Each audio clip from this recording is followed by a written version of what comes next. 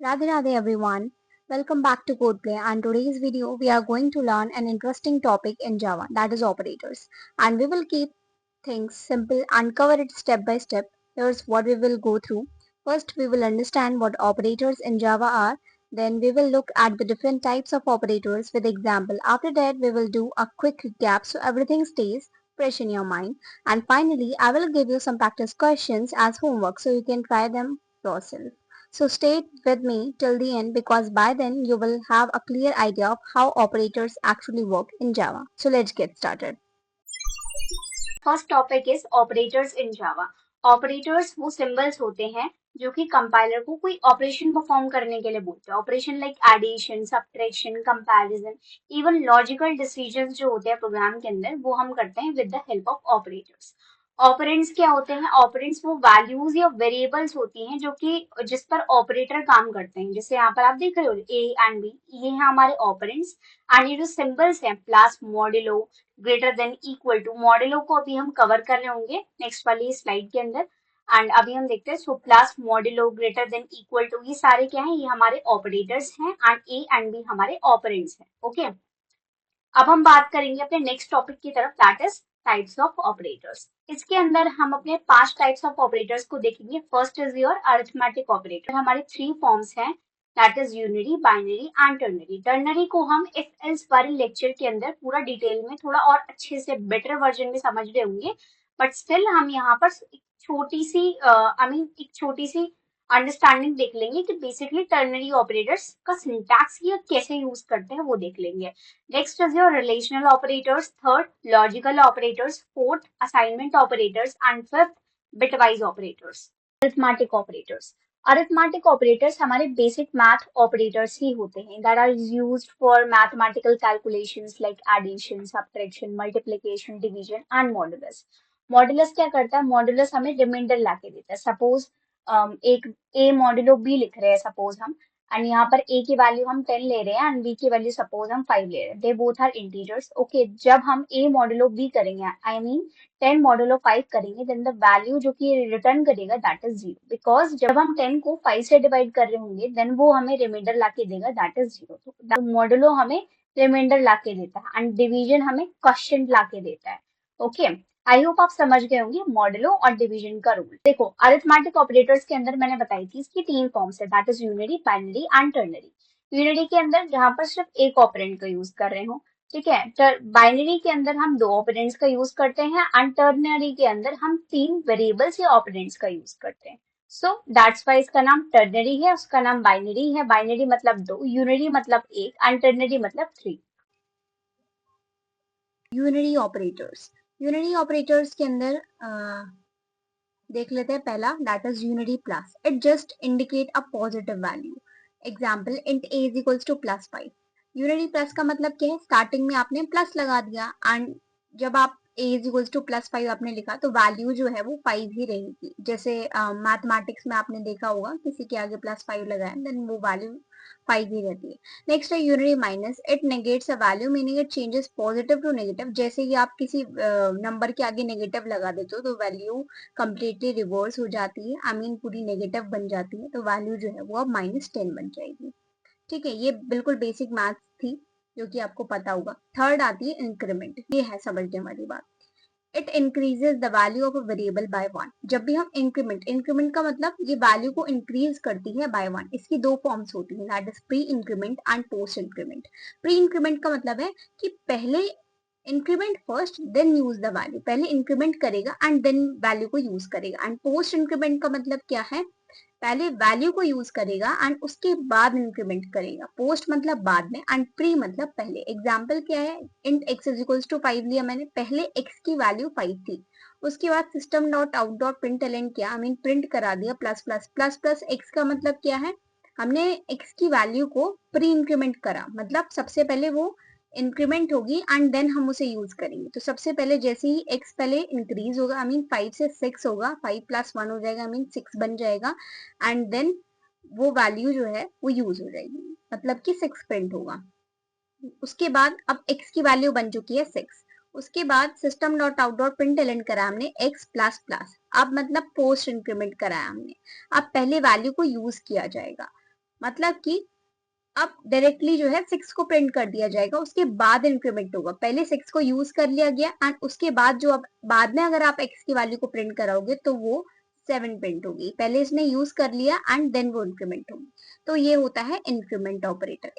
एक और होता है डिक्रीमेंट। डिक्रीमेंट के अंदर डिक्रीमेंट भी सेम, बस वो उसमें नेगेटिव हो जाता है। Decreases the value of a variable by 1। It also has pre increment and post decrement. इसके अंदर एग्जाम्पल देख लेते हैं। Int y is equals to 5 system dot out dot println. इसके अंदर हमने सबसे पहले किया है प्री डिक्रीमेंट। प्री डिक्रीमेंट का मतलब क्या है, पहले डिक्रीज होगी एंड उसके बाद वैल्यू को यूज किया जाएगा। तो सबसे पहले डिक्रीज हो जाएगी, मतलब कि 5 से 4 बन जाएगी, उसके बाद यूज किया तो 5 से 4 बनेगी, तो 4 प्रिंट हो जाएगा। उसके बाद फिर से प्रिंट कराया है y negative negative.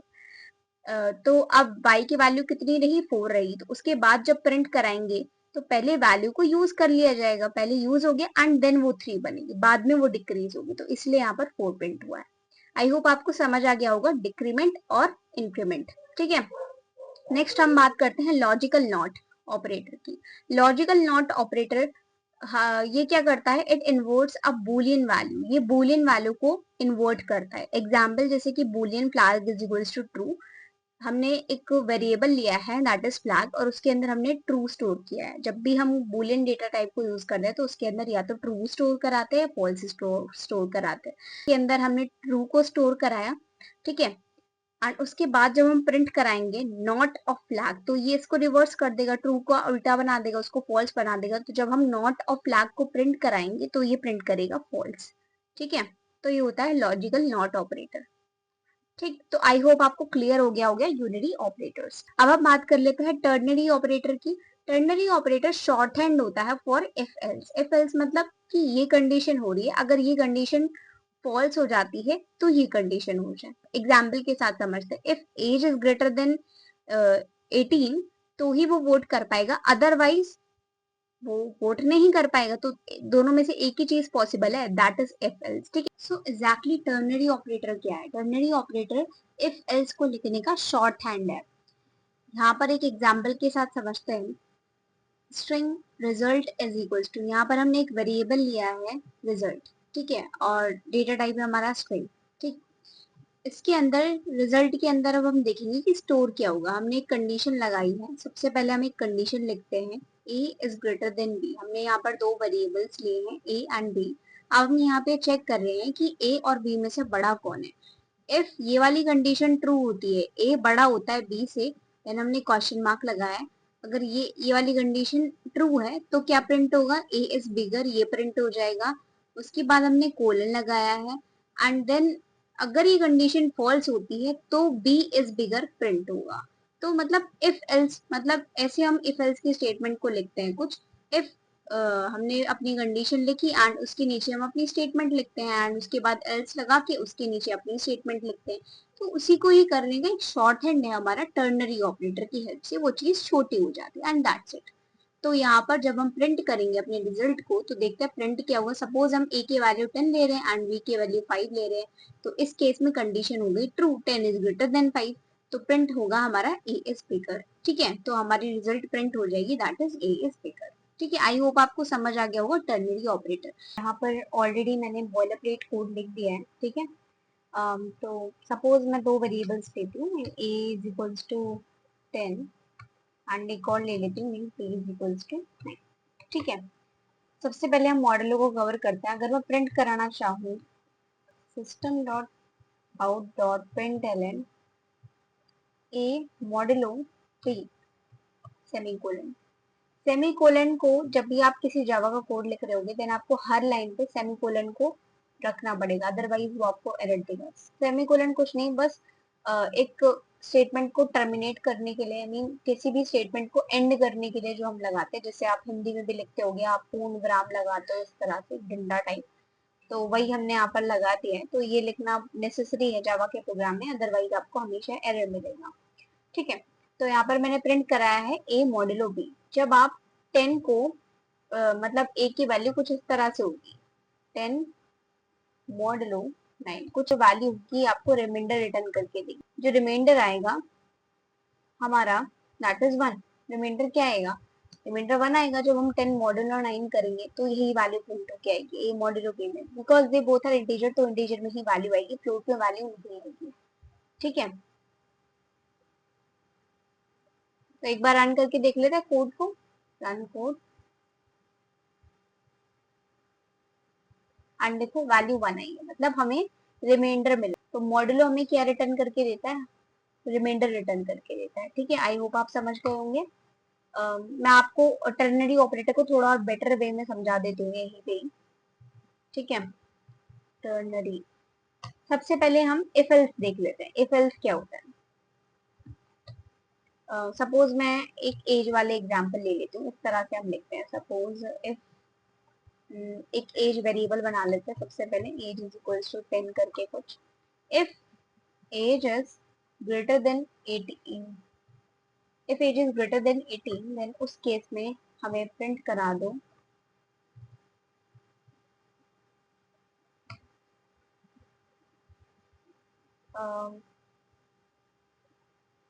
Vote, otherwise else print करा दो आप system dot out dot print L not. इस तरह से हमने ऐसी स्टेटमेंट लिख दिया है, बस आपको समझाने के लिए। ठीक है, तो ये होती है इफ एल्स का सिंटैक्स। ठीक है, तो इसको इसका शॉर्ट हैंड क्या होगा, इसको शॉर्ट हैंड करके देख लेते हैं with the help of ternary operator. तो हम इस तरह से लिखेंगे, हम एक लास्ट में हमें एट द एंड हमें वैल्यू को प्रिंट करना है, तो हम डायरेक्टली प्रिंट कर लेते हैं। ठीक है, आप प्रिंट भी कर सकते हो डायरेक्टली, उसे किसी वेरिएबल में ना स्टोर करा के हम डायरेक्टली प्रिंट करा लेते हैं। ठीक है, तो हम अपनी कंडीशन लिखते हैं। सबसे पहले ब्रैकेट लगाएंगे एंड अब डालेंगे एज इज ग्रेटर देन 18, हमने अपनी कंडीशन लिखी, देन हम लगाएंगे क्वेश्चन मार्क, इफ वाली कंडीशन लिखेंगे, तो हमें प्रिंट करा दो वोट। अब हम ये लिखेंगे एंड इसे यहाँ पे कॉपी करेंगे एंड यहाँ पर चिपका देंगे, तो वोट वोट प्रिंट कर दो, अदरवाइज क्या प्रिंट कर दो, नॉट प्रिंट कर दो। ठीक है, इसे भी कॉपी करेंगे एंड इसे यहाँ पेस्ट कर देंगे, यहाँ पर लगा देते सेमीकोलन एंड ये हमारी कंडीशन बन चुकी है। अब देख लेते हैं आउटपुट क्या प्रिंट होगा। Age is equals to 10, age हमारी है 10, तो क्या 10 इज ग्रेटर देन 18 है, कंडीशन फॉल्स हो गई, क्या प्रिंट होगा, नॉट। एंड इस केस में भी कंडीशन, इसे उल्टा कर देते हैं कंडीशन को, एज इज लेस देन 18, तो यहाँ पर देखते हैं क्या प्रिंट होगा। यहाँ पर प्रिंट होना चाहिए हमारा with the help of ternary vote print होना चाहिए एंड ऊपर वाले में प्रिंट होना चाहिए नॉट, तो नॉट और उसके बाद आना चाहिए वोट। तो चेक कर लेते हैं एक बार, देखिए तो सब कुछ सही है एकदम। तो ये होता है हमारा टर्नरी का सिंटैक्स एंड ये हमारा होता है इफ एल्स का। तो आप दिख रहे हो, आप मतलब इतनी बड़ी स्टेटमेंट को ना लिख के आप इतने से में काम कर सकते हो अपना। तो कौन ज्यादा बेस्ट हुआ, टर्नरी ज्यादा बेस्ट हुआ ना, तो इसीलिए हम टर्नरी ऑपरेटर का यूज करते हैं। आई होप आपको अब क्लियर हो गया होगा। बाइनरी ऑपरेटर को भी देख लेते हैं। बाइनरी ऑपरेटर वही होता है कि जो किसी दो ऑपरेंड के ऊपर लग रहा हो। यहाँ पर दो ऑपरेंड है, ठीक है, तो ये हमारा बाइनरी ऑपरेटर भी है। सॉरी, हाँ, यूनिटी की भी बात कर लेती हूँ। इंट यहाँ पर अगर मैं प्रिंट कराऊं यहीं पे ही, इन सबको कर देते हैं कमेंट।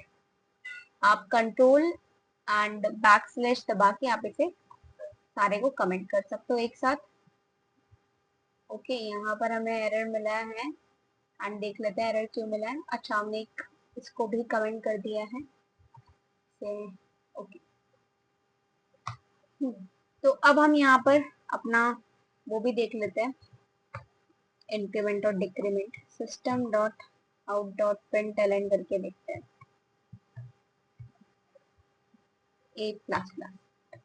जब हम ये करेंगे, ये हमारा पोस्ट इंक्रीमेंट। पोस्ट इंक्रीमेंट में क्या होगा, सबसे पहले क्या होगा, सबसे पहले वैल्यू को यूज कर लिया जाएगा, मतलब यहाँ पर जो वैल्यू प्रिंट होगी 10 होगी। ठीक है, पहले वैल्यू को यूज कर लिया गया एंड उसके बाद जो वैल्यू जो होगी वो उसके बाद इंक्रीमेंट होगी। अब मैं अगर वैल्यू को फिर से प्रिंट कराऊंगी ना, तो अब मुझे ये देगा 11 प्रिंट करके एंड उसके बाद ये वैल्यू अपडेट हो जाएगी टू 12। अब मुझे यहाँ पर मुझे मिलेगा 10 और यहाँ पर मुझे मिलेगा 11। ठीक है, एक बार कोड रन करके देखते हैं। देखो, यहाँ पर हमें मिला है 10 ऊपर वाले के लिए एंड नीचे हमें मिला है 11। तो अब हम कवर करेंगे अपने रिलेशनल ऑपरेटर्स को। रिलेशनल ऑपरेटर्स क्या होते हैं? These compare to values and return true और फॉल्स। ये क्या करते हैं रिलेशनल ऑपरेटर्स? ये दो वैल्यूज को कंपेयर करते हैं एंड रिटर्न करते हैं ट्रू या फॉल्स को सिर्फ, ठीक है, बूलियन वैल्यूज को ये रिटर्न करते हैं। तो ये हो गया इक्वल टू, दो वैल्यूज को कंपेयर करने के लिए कि वो बराबर हैं या नहीं है, ठीक है। अगर दोनों इक्वल होंगी तो ट्रू रिटर्न करेगा, नहीं इक्वल होंगी तो फॉल्स रिटर्न करेगा, ठीक है। ऐसे ही यहाँ पर होगा। हमने दूसरा है that is not equal to, इसे बोलते हैं नॉट। अभी आपने पीछे देखा होगा, ये है नॉट का साइन एंड इक्वल टू। तो ए सपोज हम लिखते हैं ए नॉट इक्वल टू बी। अगर ये कंडीशन ट्रू हुई तो ट्रू मिलेगा, अदरवाइज फॉल्स मिलेगा, इस तरह से। ये हो गया greater than, less than, greater than equal to, less than equal to. आने वाले लेक्चर्स के अंदर इन्हें हम जब हम कोड लिखेंगे तो इन्हें और अच्छे से समझ जाएंगे कैसे कहाँ पर यूज करना है, ठीक है। बाकी आपको एक बार पता चल गया है कि ये सारे हमारे ऑपरेटर्स होते हैं एंड इन्हें हम बाद में यूज कर रहे होंगे, ठीक है। आगे बढ़ते हैं। नेक्स्ट हमारा है logical operators. Logical operators are use for decision making with conditions. हम कंडीशंस के साथ क्या करते हैं? डिसीजन मेकिंग करते हैं। लॉजिकल एंड हो गया, लॉजिकल और हो गया, लॉजिकल नॉट हो गया। एक बार कोड से समझते हैं। सो इसे हम कर देते हैं डिलीट। ओके, पूरे को हम कर देते हैं डिलीट, ओके। अब हम लिखेंगे, अब हम बात करेंगे अपने सबसे पहले रिलेशनल ऑपरेटर्स के बारे में। अभी हमने देखा रिलेशनल ऑपरेटर, सपोज मैं लिखती हूँ A is greater than B, and इससे पहले मैं दो वेरिएबल्स ले लेती हूँ, तो उनके अंदर वैल्यू स्टोर करा लेती हूँ। Int A is equals to 10, int B is equals to 9, okay. ये मैंने किया एंड मैं एक कंडीशन चेक करा लेती हूँ, A is greater than B. तो फिर प्रिंट करा लेते हैं उसके बाद, अगर ये चीज पॉसिबल है तो करा दो प्रिंट ग्रेटर, ठीक है। एल्स हम प्रिंट करा देते हैं, सिर्फ कॉपी कर लेते हैं।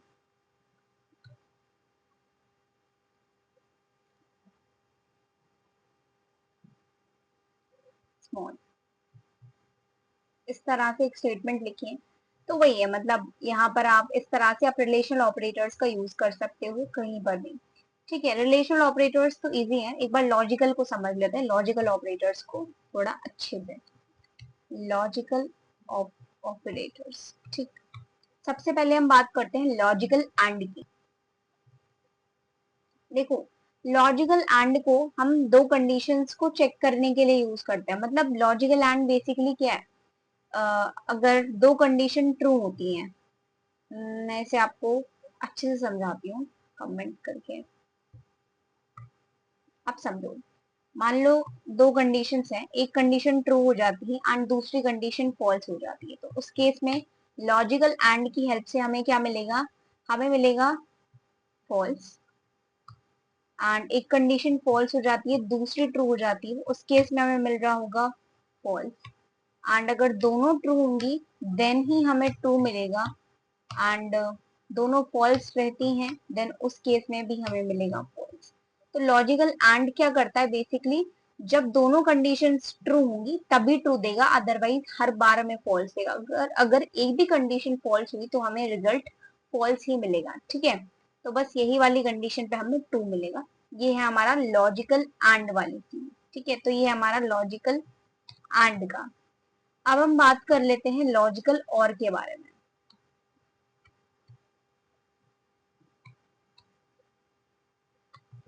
लॉजिकल और क्या करता है? अगर एक भी कंडीशन ट्रू हो गई तो पूरा रिजल्ट ट्रू हो जाएगा, तो यहाँ पर हमारा रिजल्ट हो जाएगा ट्रू।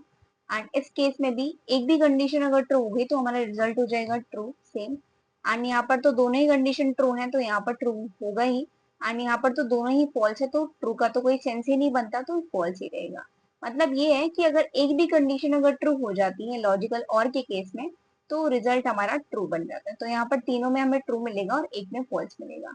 एक और था हमारा लॉजिकल और हो गया, लॉजिकल एंड हो गया। तो देखो ये हो गया लॉजिकल और एंड ये हो गया हमारा लॉजिकल एंड, ठीक है। तो इस तरह से ये दोनों काम करते हैं। मतलब दो कंडीशंस को देखेंगे, उसमें से अगर एक भी कंडीशन फॉल्स हो गई तो ये हमें फॉल्स रिटर्न कर देगा, एंड अगर दोनों कंडीशन ट्रू होंगी तभी ट्रू होगा। एंड इस केस में अगर एक भी कंडीशन ट्रू हो जाती है लॉजिकल और के केस में तो हमारा पूरा रिजल्ट ट्रू हो जाता है। तो ये बेसिकली हमारे होते हैं लॉजिकल ऑपरेटर्स।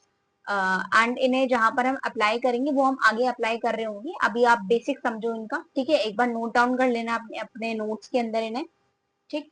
आई होप आपको समझ में आ गया होगा लॉजिकल ऑपरेटर्स। लॉजिकल नॉट रह गया था। लॉजिकल नॉट मैं ऑलरेडी आपको बता चुकी थी, ये कंडीशन को रिवर्स कर देता है, आई मीन ट्रू को फॉल्स कर देता है और फॉल्स को ट्रू कर देता है, दैट्स इट। आगे बढ़ते हैं। आगे हमारा असाइनमेंट ऑपरेटर्स। असाइनमेंट ऑपरेटर क्या होता है? Use to assign values, value को असाइन करने के लिए, ठीक है। तो इसे हम बोलते हैं असाइनमेंट ऑपरेटर। ये इक्वल टू का सिंबल देख रहे हो, डबल इक्वल टू को तो हम इक्वल का साइन बोलते हैं, वो चेक करने के लिए होता है कि ए बी एक दूसरे के इक्वल है या नहीं, ये होता है असाइनमेंट ऑपरेटर। इससे समझता है थोड़ा, सिंपल असाइनमेंट इसको बोलते हैं। एंड दूसरा होता है plus equal to, minus equal to, multiply equal to, divide equal to, ये होता है शॉर्ट हैंड ऑपरेटर्स, ठीक है। इसे एक बार कोड से समझते हैं। यहाँ पर मैंने दो वेरिएबल्स ले रखे हैं, that is a equals to 10 and b equals to 8। अब समझते हैं अपने असाइनमेंट ऑपरेटर। असाइनमेंट ऑपरेटर करता क्या है?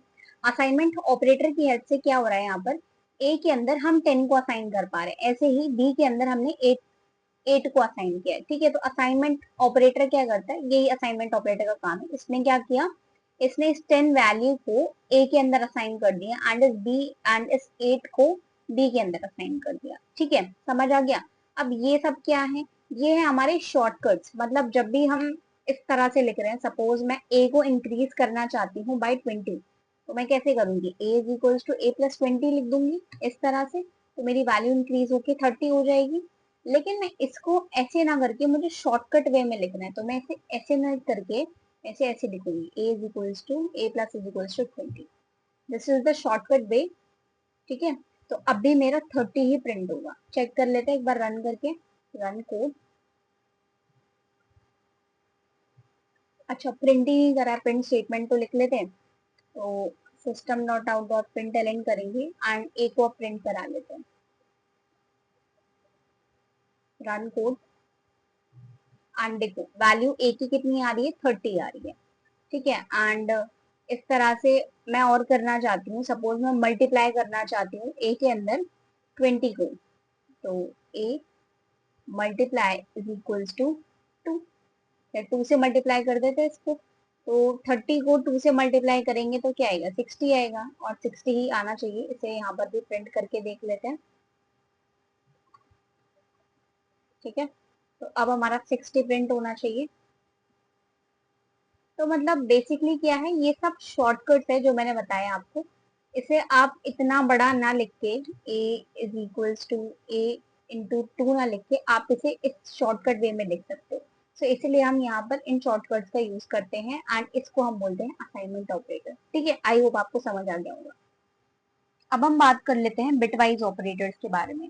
Bitwise operators are used to perform operations on individual bits of integer data types. मतलब हम क्या करते हैं, इंडिविजुअल बिट्स पर अपने ऑपरेशंस को परफॉर्म करते हैं। कौन से बिट्स? 0 और 1। ये बाइनरी लेवल पे काम करते हैं हमारे बिटवाइज ऑपरेटर्स। कौन कौन से हैं? That is bitwise and, bitwise or, bitwise not, and these are the shift operators, ठीक है। This is left shift, right shift, okay. इनको हम कवर कर रहे होंगे अपने बिट मैनिपुलेशन वाले चैप्टर के अंदर, ठीक है। वहां पर हमें इन सभी के बारे में एकदम हम डिटेल में बात करेंगे, अभी आपको कंफ्यूज होने की जरूरत नहीं है। हम यहाँ पर इंडिविजुअल बिट्स के ऊपर ऑपरेशन लगाते हैं, तो ठीक है, उसे हम बाद में कवर करेंगे। And that's it for today's session. We have now covered another important part of our Java basics. Step by step, we are building a strong foundation together. Once we are done with the basics, we will start our DSA journey by solving problems, learning patterns, and growing as real programmers. Till then, keep learning, keep exploring, and keep practicing. If you found this video helpful, don't forget to like, comment your thoughts, and of course, subscribe to CodePlay so you don't miss the upcoming videos. Also, I have provided our Instagram handle in the description box, so go follow us there to get behind the scenes coding content and daily tips. I will see you in the next video. Until then, happy coding.